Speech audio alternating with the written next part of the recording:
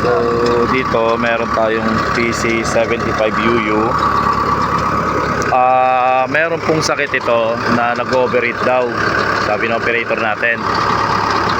So tignan po natin radiator niya.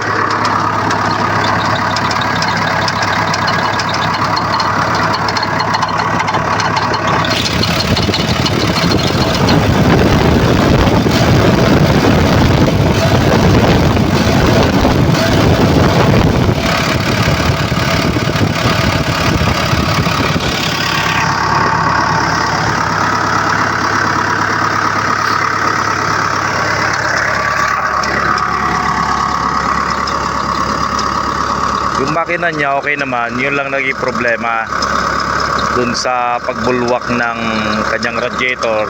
Pag-overheat, pagka pahabaan na yung operation natin, yung lakas niya kumihina. O pa-comments naman sa mga nakakaalam kung anong pwedeng sakit nito. Salamat.